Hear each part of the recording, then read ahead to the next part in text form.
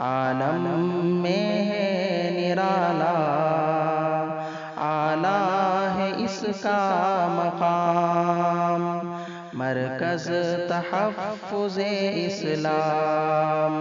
Number 30 وَأَنَّهُ خاتم الانبیاء، حضور اکرم صلی اللہ علیہ وسلم خاتم الانبیاء ہیں، وامام الاتقیاء، اور نیک لوگوں کے امام ہیں، وسید المرسلین، تمام انبیاء کے سردار ہیں، وحبیب رب العالمین، اور رب العالمین کے محبوب ہیں۔ خاتم الانبیاء، رسول اکرم صلی اللہ علیہ وسلم خاتم الانبیاء ہیں۔ یہاں یہ بات اچھی طرح سمجھ لیں، ما کان محمد ابا احد من رجالکم ولکن رسول اللہ وخاتم النبیین۔ اگر وقت ہوا تو میں اس دفعہ بھی کوشش کروں گا کہ تحذیر الناس کا خلاصہ 1 گھنٹے یا 2 گھنٹے میں آپ کی خدمت میں پیش کر دیں۔ میں کوشش کو وقت ہوا تو 1-2 گھنٹے میں اس کا خلاصہ پیش کر دیں، تحذیر الناس میں کیا ہے۔ خاتم الانبیاء، اس کا عام طور پہ مطلب جو عوام میں بیان ہوتا ہے وہ یہ کہ رسول اللہ صلی اللہ علیہ وسلم آخری نبی ہیں۔ حضرت مولانا محمد قاسم نانوتوی رحمہ اللہ فرماتے ہیں کہ خاتم الانبیاء ما کان محمد ابا احد من رجالکم ولکن رسول اللہ وخاتم النبیین۔ یہاں خاتم النبیین کا معنی آخری نبی کرنا، یہ جو عوام میں مشہور ہے، حضرت فرماتے ہیں کہ یہ ٹھیک نہیں ہے، صرف اس کا معنی آخری کرنا ٹھیک نہیں ہے۔ کیوں؟ اس لیے کہ یہ مقام مدح پر ہے، یہاں پر حضور کی تعریف کی جا رہی ہے، اور یہ کہنا حضور صرف آخری نبی ہیں تو صرف آخری ہونا یہ تو کوئی تعریف کی بات نہیں ہے۔ کیوں؟ فرمایا دیکھو ابو بکر صدیق رضی اللہ تعالیٰ عنہ پہلے صحابی ہیں، صدیق اکبر کے بعد کتنے صحابی تھے؟ تو افضل وہ ہیں یا صدیق اکبر ہیں؟ تو پھر آخری صحابی ہونا افضلیت کی دلیل نہیں ہے، تو آخری نبی ہونا افضلیت کی دلیل کیسے ہے؟ فرمایا شیخ عبد القادر جیلانی کتنے بڑے ولی ہیں، اور ان کے بعد کتنے اولیاء گزرے ہیں، لیکن آپ افضل شیخ عبد القادر جیلانی کو کہتے ہیں۔ تو اگر آخری نبی ہونا وجہ فضیلت ہو تو آخری ولی ہونا بھی تو وجہ فضیلت ہونی چاہیے نا۔ بات سمجھ آ رہی؟ اس کو آپ نماز پڑھتے ہیں، ایک نماز کی صف اول ہے، ایک صف آخر ہے، تو افضل نمازی صف اول والا ہے یا صف آخر والا ہے؟ صف اول والا ہے، تو صف آخر والا افضل نمازی کیوں نہیں؟ اس کو حضرت سمجھاتے ہیں کہ تقدم تأخر بالذات یہ وجہ فضیلت نہیں، کسی کا آخر میں آ جانا یہ وجہ فضیلت نہیں ہے۔ اس لیے خاتم النبیین کا یہ معنی کرو کہ جس سے رسول اللہ صلی اللہ علیہ وسلم کی مدح ہو۔ فرمایا یہ طے شدہ ہے کہ حضور آخری نبی ہے، جو آپ کا آخری نبی نہیں مانے گا وہ کافر ہے، حضور آخری نبی ہیں، لیکن صرف خاتم النبیین کا معنی آخری نبی کرنا یہ کوئی فضیلت کی بات نہیں ہے۔ ایسا معنی کریں کہ جس سے حضور کی فضیلت ظاہر ہو۔ پھر حضرت فرماتے ہیں ایک چیز موصوف بالذات ہوتی ہے، ایک موصوف بالعرض ہوتی ہے۔ موصوف بالعرض کا قصہ موصوف بالذات پہ ختم ہو جاتا ہے، اور موصوف بالعرض موصوف بالذات سے شروع ہوتا ہے، موصوف بالذات پہ ختم ہو جاتا ہے۔ جس طرح موصوف بالذات اور موصوف بالعرض کا معنی جس کی کوئی وصف ذاتی ہو کہتا ہے موصوف بالذات ہے، اور جس کو کوئی وصف کسی کے واسطہ سے ملے کہتا ہے یہ موصوف بالعرض ہے۔ آسمان پہ سورج ہے، اس کی روشنی ہے، یہ ذاتی ہے، لیکن آگے جو روشنی ملتی ہے زمین کو یہ روشنی عرضی ہے۔ جب سورج ہوتا ہے تو روشنی زمین پر ہے، سورج نہ ہو تو زمین پر روشنی نہیں ہوتی۔ اور فرماتے ہیں کہ جو بالعرض اور بالذات میں فرق کیا ہے کہ بالعرض بالذات سے شروع ہوتا ہے اور بالذات پہ جا پہ ختم ہو جاتا ہے۔ آپ یوں ٹارچ چلاتے ہیں، روشنی نکلتی ہے، اور جب بند کرتے ہیں تو روشنی ٹارچ کے اندر آ کے ختم ہو جاتی ہے۔ تو رسول اللہ صلی اللہ علیہ وسلم موصوف بالذات ہیں، اور باقی انبیاء موصوف بالعرض ہیں، یعنی ہمارے پیغمبر کی نبوت ذاتی ہے اور باقی انبیاء کی نبوت عرضی ہے، اور بالعرض بالذات سے شروع ہوتا ہے، بالذات پہ ختم ہو جاتا ہے۔ تو خاتم النبیین کا معنی یہ ہے کہ نبوت چلی بھی حضور سے ہے اور نبوت ختم بھی حضور پر ہوئی ہے، آخری بھی ہیں لیکن ختم آپ پر ہوئی ہے، یہ ہے معنی۔ اس سے حضرت فرماتے ہیں کہ خاتمیت ایک جنس ہے جس کی ایک نوع خاتمیت ذاتیہ ہے اور ایک نوع خاتمیت زمانیہ ہے۔ تو خاتم کا معنی ایسا کرو جس میں خاتمیت ذاتیہ اور خاتمیت زمانیہ دونوں آ جائیں۔ آپ خاتم کا وہ معنی کرتے ہیں کہ جس میں خاتمیت زمانیہ تو آتی ہے لیکن خاتمیت ذاتیہ نہیں آتی۔ اس موقع پر جب میں بات کروں گا نا تو پھر بات آپ پر بہت کھلے گی۔ اتنی بات سمجھ آ گئی؟ خاتم الانبیاء کا معنی کیا ہے کہ آپ کی نبوت، آپ خاتم الانبیاء کیا معنی؟ خاتمیت آپ کی ذاتی بھی ہے اور خاتمیت زمانی بھی ہے، یعنی آپ سب سے آخر میں بھی ہیں اور سب کی نبوت آپ پر ختم بھی ہے، شروع بھی آپ پر ہے، ختم بھی آپ پر ہے، یہ ہے معنی۔ اور ختم ہونے کا معنی یہ نہیں ہوتا کہ آخر کے اندر آئے، وہ کبھی پہلے ہو جائے تو پھر بھی ختم ہو سکتا ہے۔ اس موقع پر بات آئے گی نا، پھر تفصیل سے میں عرض کروں گا انشاءاللہ جی۔ صرف میں نے یہ عرض کر دی خاتمیت ذاتی اور خاتمیت زمانیہ، یہ دونوں اللہ کے نبی صلی اللہ علیہ وسلم کو حاصل ہے۔ ایک ہے نبی اور ایک ہے آخری نبی۔ حضور اکرم صلی اللہ علیہ وسلم نے ارشاد فرمایا، حضرت ابو ہریرہ راوی ہیں رضی اللہ تعالیٰ عنہ، فضلت علی الانبیاء بست، مجھے اللہ نے 6 خاص چیزیں عطا فرما کے فضیلت دی ہے۔ نمبر 1، اوتیت جوامع الکلم، مجھے اللہ نے جوامع الکلم دی ہے۔ نمبر 2، نصرت بالرعب، اللہ نے مجھے رعب دے کر مدد کی ہے۔ ایک روایت میں مسیرت شہرن، کہ مجھ سے بندہ 1 ماہ کی مسافت پر ہو تو میرا رعب وہاں بھی اس پہ چھا جاتا ہے۔ احلت لی الغنائم، اللہ نے میرے لیے مال غنیمت کو حلال قرار دیا ہے۔ وجعلت لی الارض مسجدہ، اور پوری زمین کو میرے لیے سجدہ گاہ بنایا ہے۔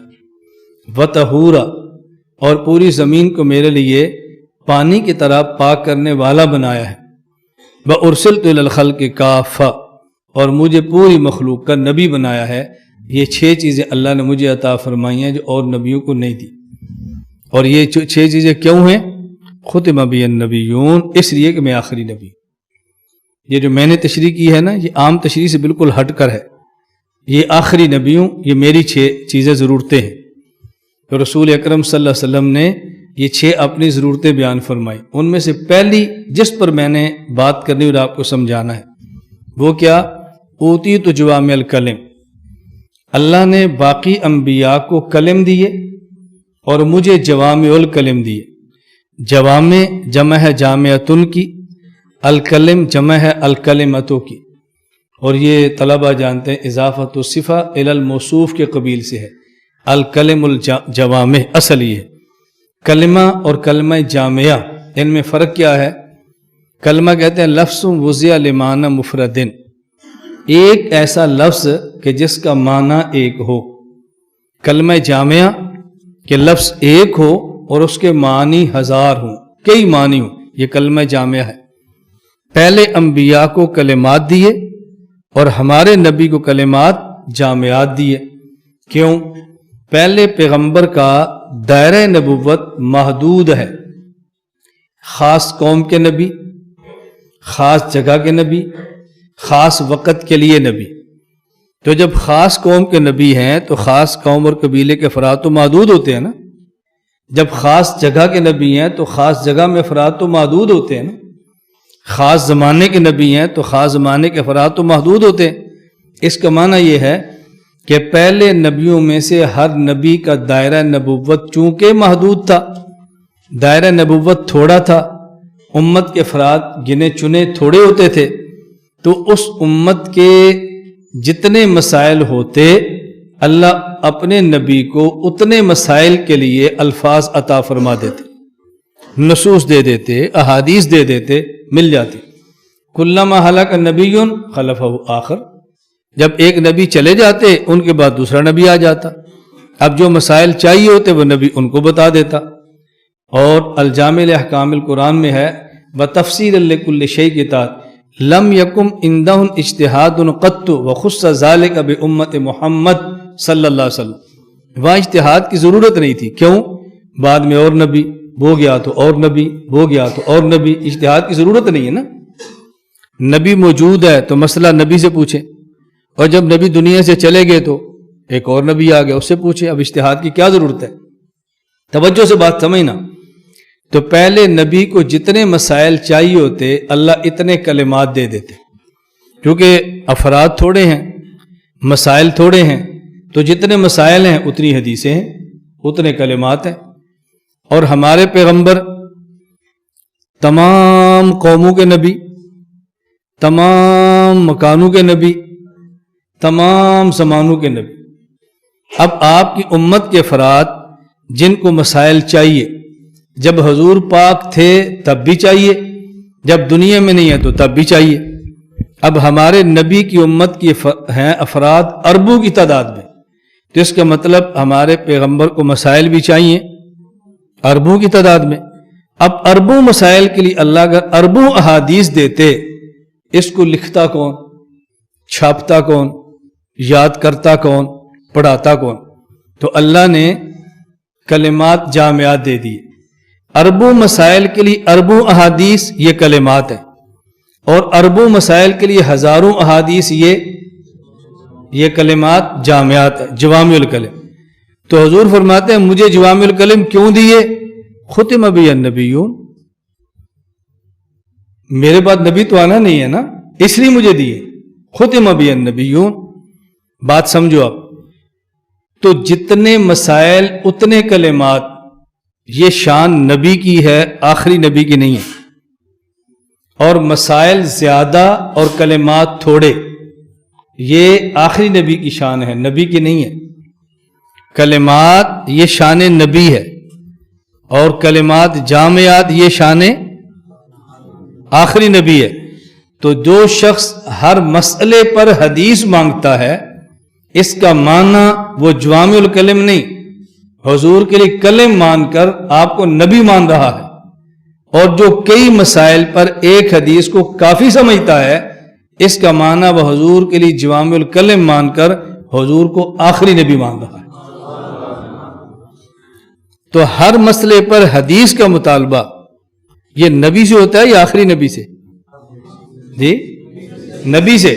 اور کئی مسائل کے لیے ایک حدیث کو کافی سمجھنا یہ آخری۔ تو ہر مسئلے پر حدیث کو وہ بندہ مانگتا ہے جو حضور کو نبی سمجھتا ہے، اور کئی مسائل کے لیے ایک حدیث کو کافی وہ سمجھتا ہے جو حضور پاک کو آخری نبی سمجھتا ہے۔ اب آپ بتاؤ، ہر مسئلے پر حدیث کا مطالبہ کرنا یہ کتنا بڑا فتنہ ہے اور کتنے بڑے جرم کا دروازہ کھولتا ہے۔ اور ہمارے ہاں یہ معاملہ بہت معمولی سا ہے، یہ معمولی سا ہے۔